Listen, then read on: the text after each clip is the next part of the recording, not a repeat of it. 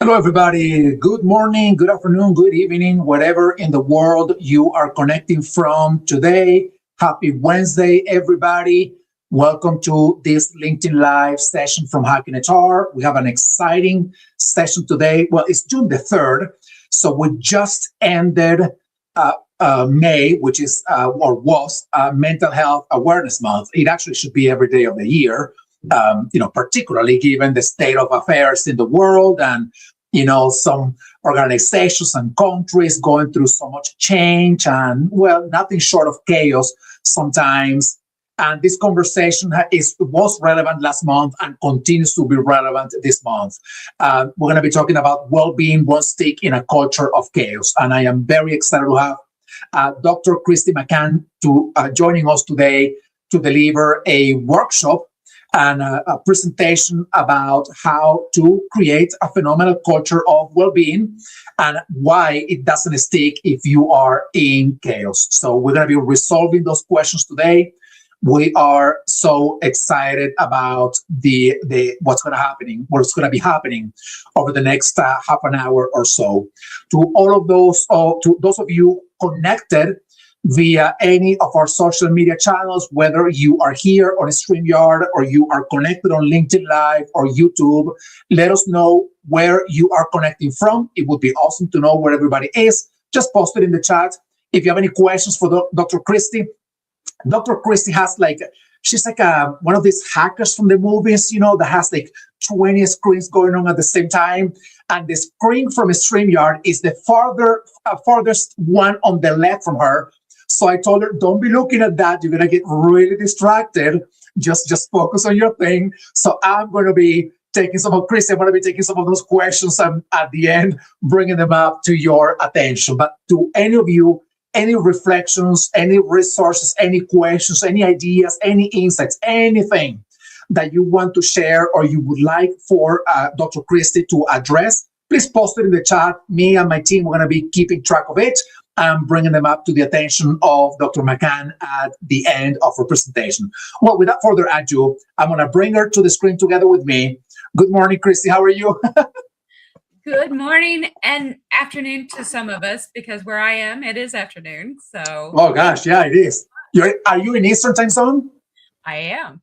Oh, you just passed midday, so we are eating into your lunchtime. It's okay. I'm okay with that. Well, so excited to have you here, Dr. McCann. Thank you so much for taking the time to share some ideas and insights with all of us in this Hacking HR community. Before I let you go with your presentation, before we share your screen, I would love for you to share who you are, where you're connecting from, why this topic is so close to your heart, so that the audience gets to know you a little bit better, and then we just go from there. Well, I appreciate that. Thank you so much. Well, a little bit about who I am.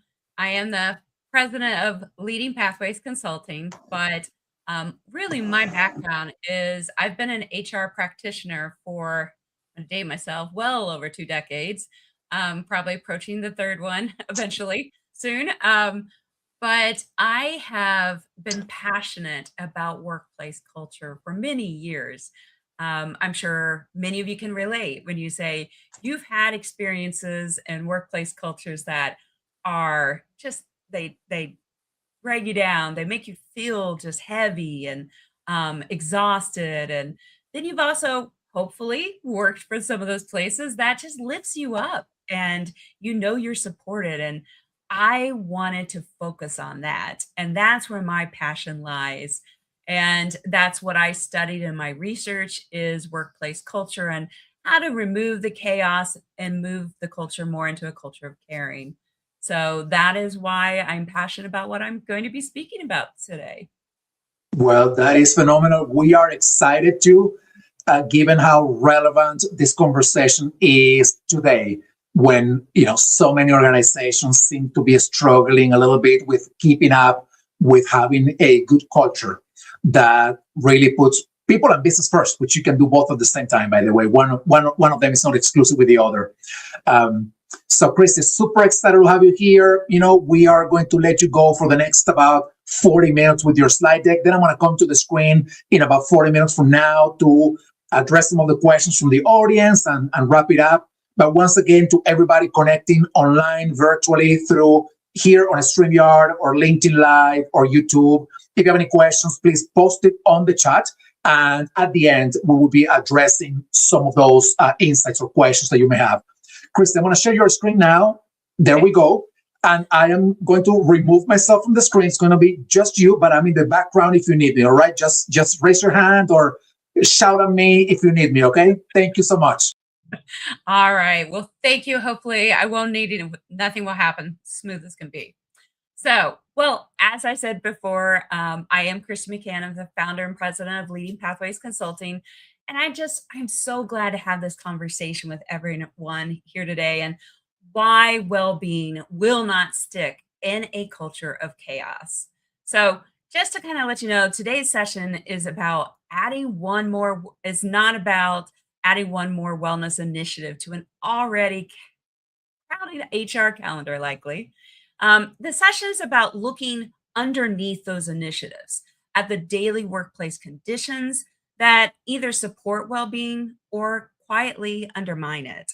So, really, the central idea today is employee well being does not live in your benefits package, it lives in your meetings, your communication norms, the leadership behaviors of your organization, your workload expectations, and the level of trust that people experience every day. So, for the next 40 minutes, I encourage you, if you don't have a way to jot down some notes and then answers to some questions that I'm going to be asking you, I encourage you to quickly go get a pen and paper so that you can jot that information down. Sometimes I'll be asking you to put something in the chat real quick. Sometimes I'm just allowing you to reflect and write and keep the notes for yourself. So let me show you where we're going in the next 40 minutes. So by the end of our time together, you should be able to do 4 things. First, explore why well-being initiatives underperform when the larger cultures remain unchanged.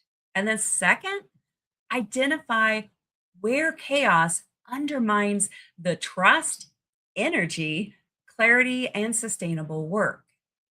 And then third, naming practical culture repair actions that leaders can take immediately.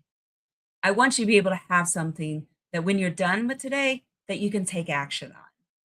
So fourth is reframing well-being as a culture and business sustainability issue, not just an HR program or an employee benefit. So the focus today is a shift from coping strategies to cultural conditions. Coping tools matter, but they cannot be the entire strategy if the workplace keeps producing strain. So I want to emphasize that the session is practical and meant for HR and business leaders. But you do not need to have a formal well-being program to use any of these ideas. So, we will start with the problem many organizations are experiencing right now. The core problem. Organizations, you know, they are they may invest in wellness benefits, mental health resources, awareness campaigns, and employee assistance programs. Now, don't get me wrong, these resources absolutely matter. They are important. But you cannot repair a chaotic work environment solely with those alone. So, employees do not judge the well being by the flyer you have hanging on the wall, or the app that they can access, or the campaign that you might run. Really, they judge it by how work actually feels day to day. If work remains unclear, reactive, inconsistent, exhausting, the program is competing against the culture. So, the goal is to not criticize the benefits. The goal is to widen the frame. So, where do employees actually experience well being? Well, the answer to that, I'll describe it a little bit more here soon, is in the daily rhythms of work. So, we're going to discuss some of that in the day to day work. Well being is experienced in the daily work. This is where well being becomes very concrete. Employees experience well being in their meetings, communication, the workload, trust, the leadership, clarity, flexibility, and accountability. So, I once heard an employee where I was consulting with the company, and the employee told me, our company talks about well being, but the way we work every day is what exhausts me. Honestly, that really struck me. And why is because this organization, they had wellness resources. They had reminders of self-care to their employees. They had great intentions behind all that they were doing. But the daily experience told a different story. So, meetings, are they clarifying? Is there clear purpose? Communication, is it timely, honest, and consistent? The workload, how realistic is the workload that is scheduled for employees? And then trust, you know, because trust could be low and people don't feel safe simply by saying, this is too much. Or maybe they don't feel safe enough to say, I need more clarity. So that is why well being cannot live in programs only. It has to show up in the way people meet, communicate, manage their workload, build the trust, and hold one another accountable. So, key point here, employees remember the rhythm of the work more than the program's promise. Really want to hit that to you guys. Employees remember the rhythm of the work more than the program's promise. So I would love for you to put one word in the chat. And I'm going to have to look away just a little bit because I want to see what you're saying. So here's the question. Which daily rhythm has the biggest effect on the well being in your workplace? So, out of the four that you see on the screen, meetings, communication, workload, or trust, which daily rhythm has the biggest effect on the well being in your workflows? I'm going to check and see what people are saying here. Okay, great. And it's okay to say, I think I'm not 100% certain. because, you know, it's what you think it could be and what the employees are remembering. All right. I love all the feedback you guys are giving. So, next, I want to talk about when culture cancels out the program. This slide names what happens when the culture cancels out the program. So, you offer well-being resources, but still reward overworking. You encourage mental health support, which is wonderful, but you stigmatize workload concerns.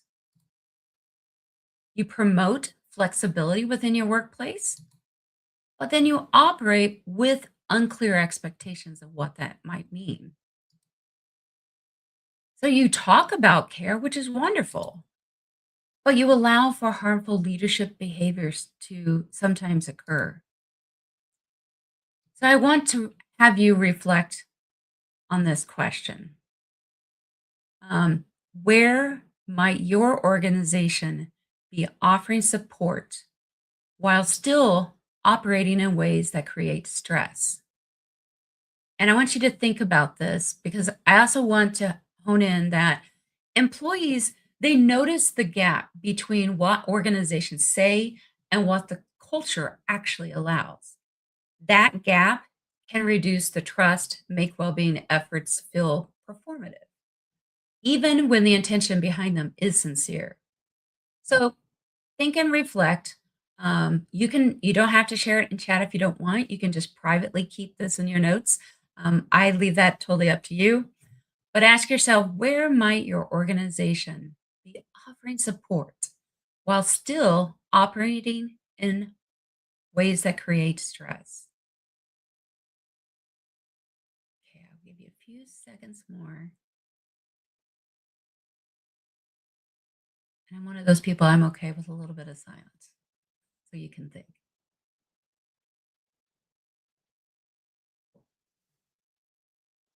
I love it. Great responses for those of you who wanted to share.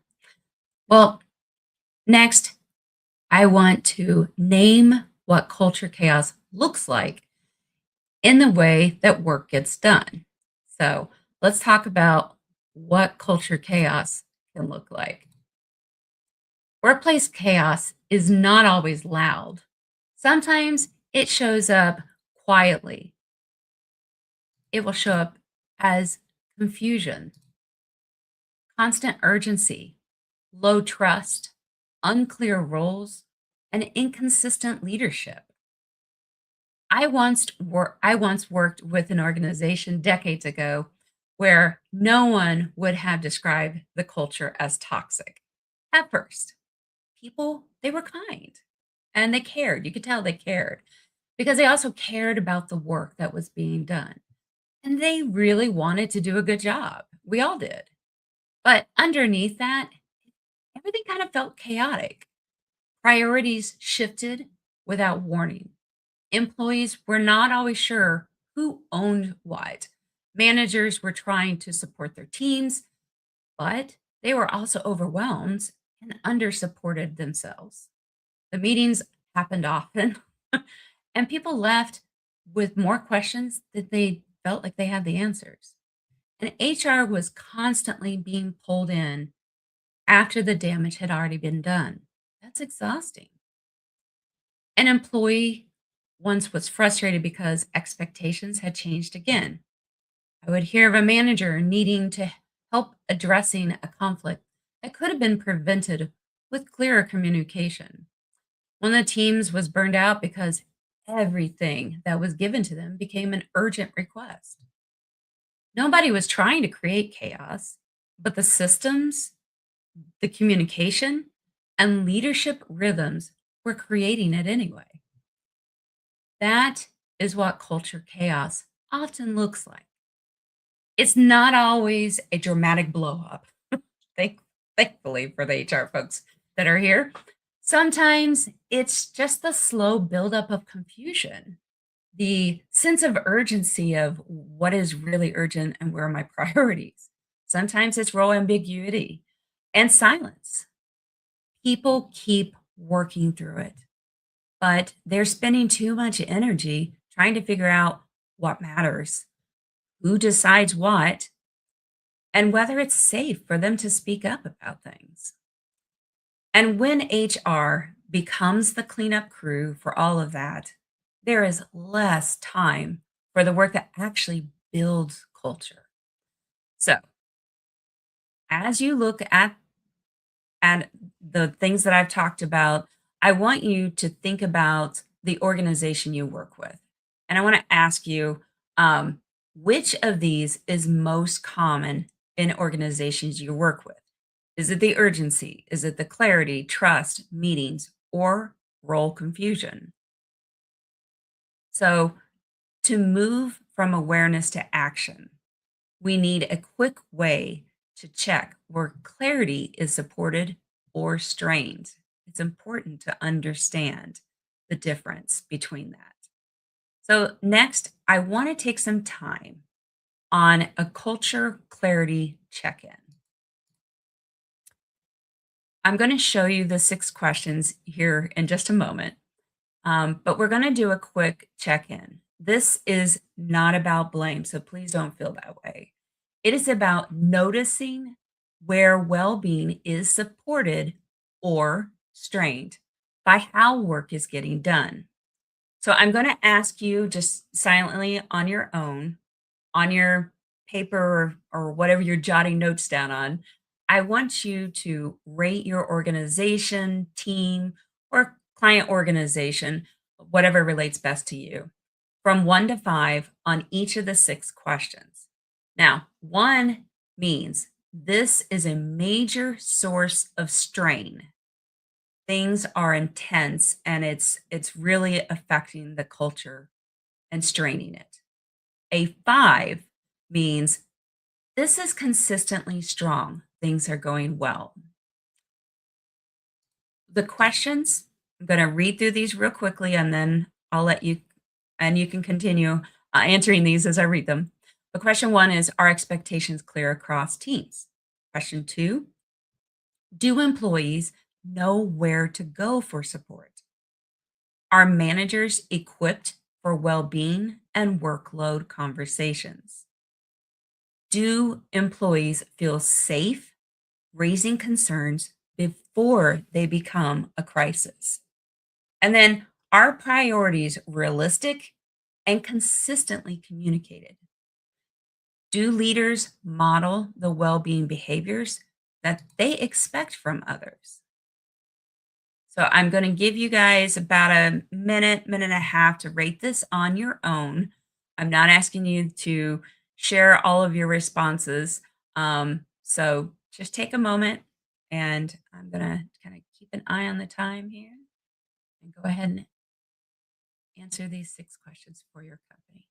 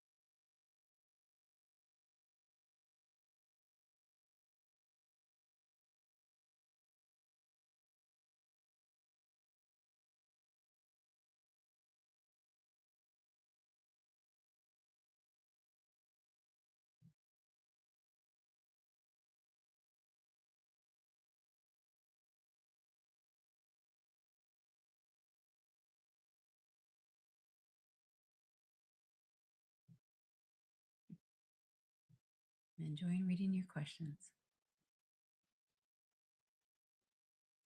Okay, got about 20 seconds more.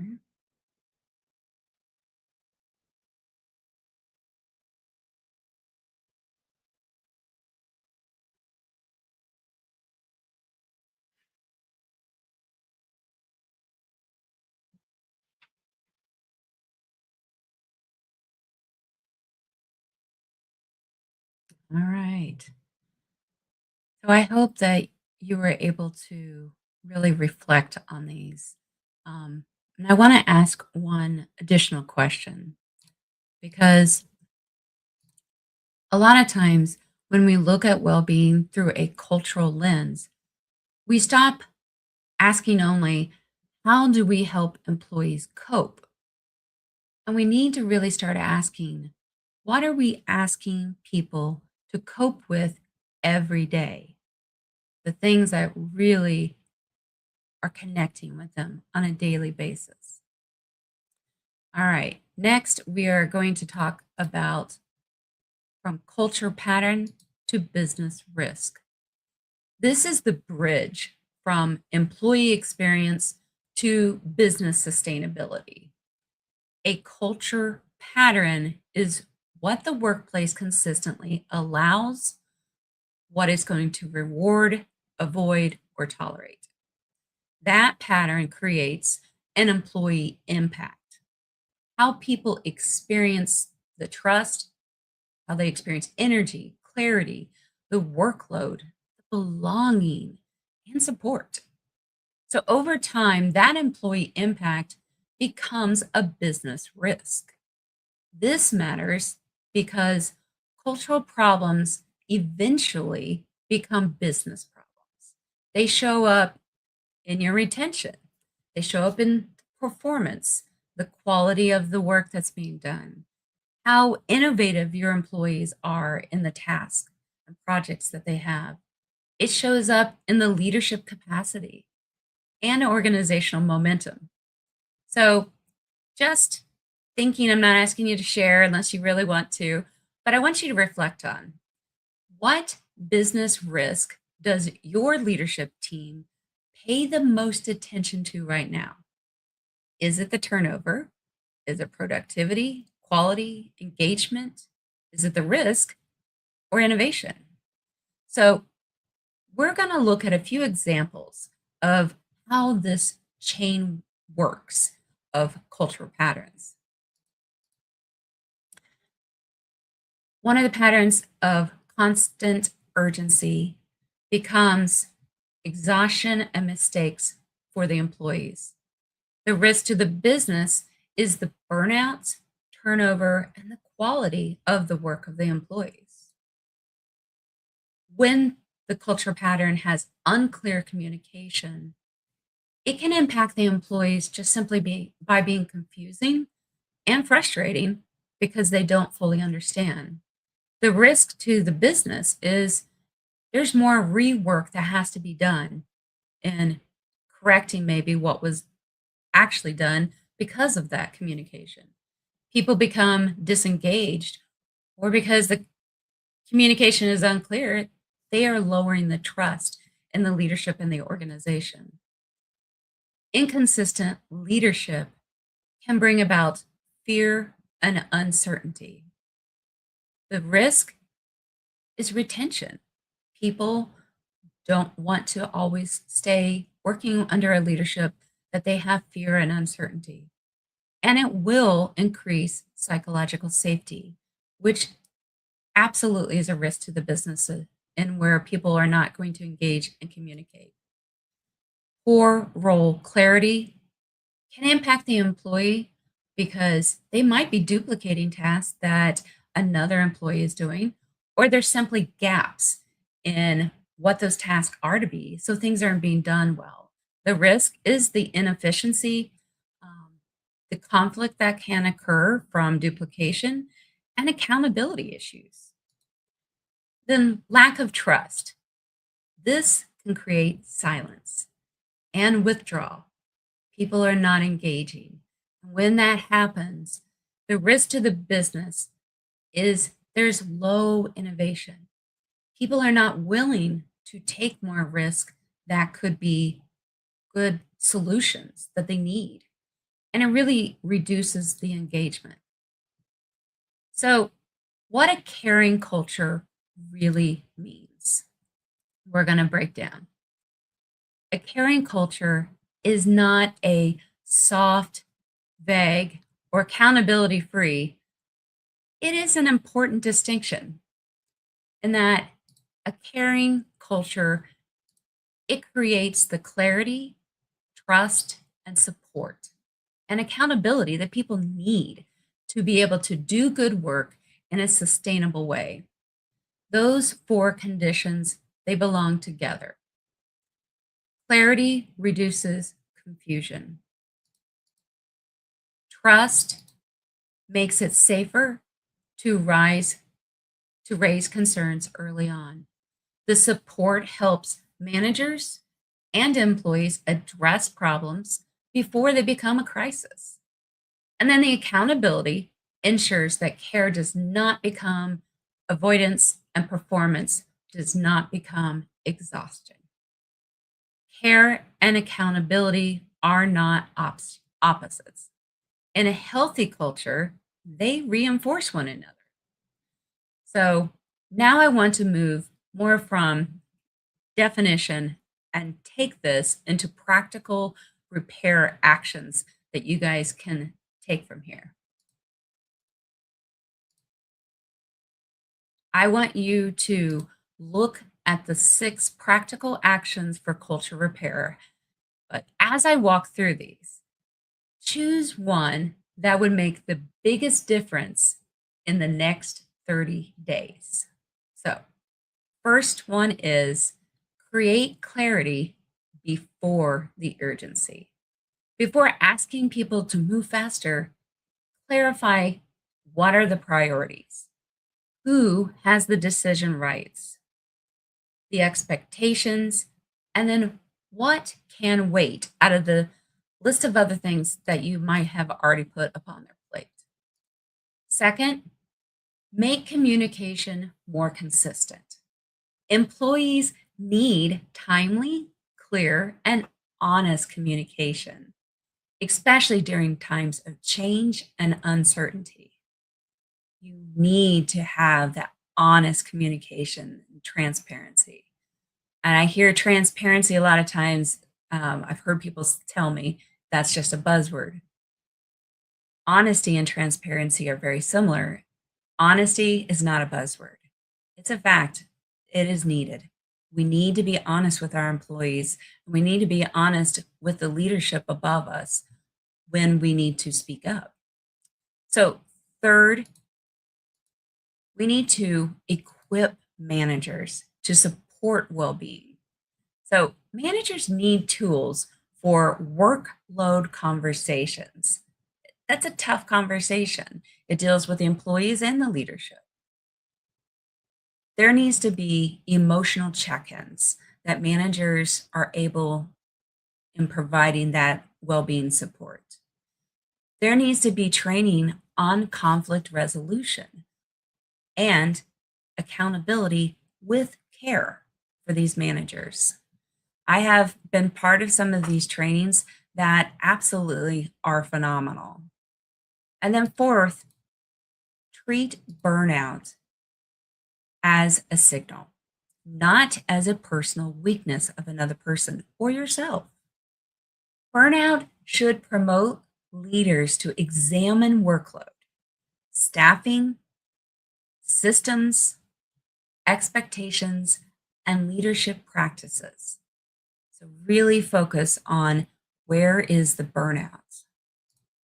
And then, fifth, build trust through follow through. So, trust grows when the leader is taking the time to really listen to their team. They're communicating honestly, I repeat that intentionally, and act on what they say because it matters. They want to know that they're being heard, but how they can really know that they're being heard is because they see action being taken. Now, I know you can't act upon everything, but there are things that you will learn what will make the greatest difference. Spend some time with that. See if you can enact on some of those. And then finally, for 6, consistent repairs can change the experience of work. Culture repair does not always begin with a major transformative initiative. Oftentimes, it begins with leaders removing some of the friction from how work is getting done. So, I'm going to ask you guys to think about what repair actions you can do. So now let's apply the framework to one real workplace pattern.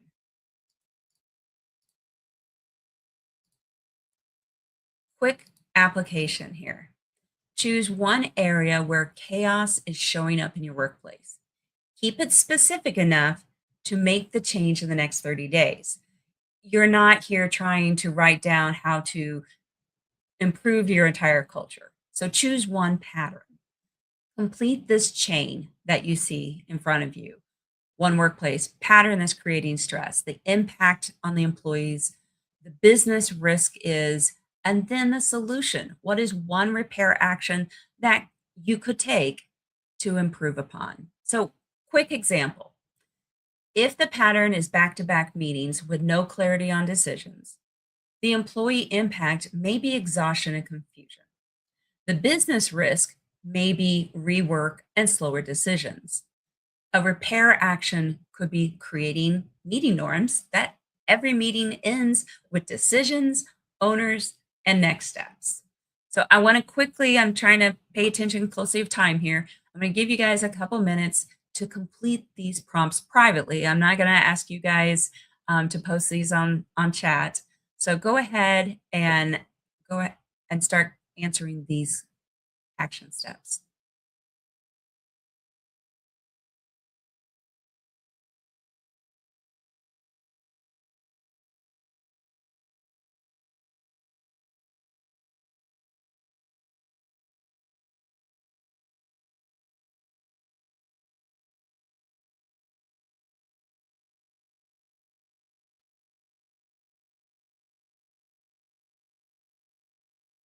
Okay, I'm going to give you about 30 to 45 more seconds.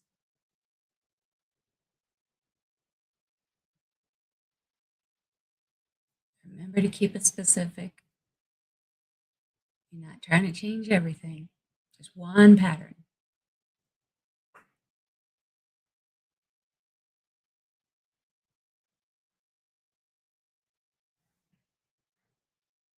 Okay, some of you might still be writing, and that's fine. Totally respect that. Continue. I just want to share that, even naming the pattern privately to yourself is a useful first step. But as we start wrapping up, I really want to return to the main takeaway that was stated early in this discussion, and that is well being sticks when the culture supports it. So, workplace well being is not sustained by asking employees to become more resilient in the systems that keep exhausting them. It is sustained when leaders are willing to examine how work gets done, repair the patterns that are creating the stress and strain, and build cultures where clarity, trust, care, and accountability can coexist. So, in my reflection, I want to leave with you is this. What is one part of your culture that may need repair before well being can truly stick? I'm not asking you to put that in chat. I just want you to reflect on it and to think about what is one part of your culture that may need repair before well being can truly stick. You might have answered that already from the previous slide. So I want to close by sharing how this connects with the work that I do at Leading Pathways. Leading Pathways Consulting, I help organizations move from cultures of chaos to cultures of caring by identifying the workplace patterns that create these stresses and strains and the disengagement and leadership fatigue. Sometimes it's through culture assessments, sometimes it's leadership workshop, which are much more intense and detailed than what you're seeing today, and practical cultural repair strategies so that we can really help organizations build healthier ways of working that support both people and performance. So, if this conversation raised a pattern you want to examine more closely, I encourage you to take the next step to identify that one stress creating pattern and then choose one repair action that your leaders can visibly follow through on. I know we're going to have a little bit of Q&A, but I also encourage you. I have the QR code to my company and also my LinkedIn. I love to connect with people, have further conversations. And I really appreciate everyone spending their time with me today. And I'm going to turn it back over to Enrique, who I know has been working hard at reading all of your questions. I've seen him say excellent questions. So I will turn it over to Enrique. Yeah, coming back here. Thank you, Christy. I've seen, some of the questions, almost all of them point back to that rating, the questions and the rating that you had shown before.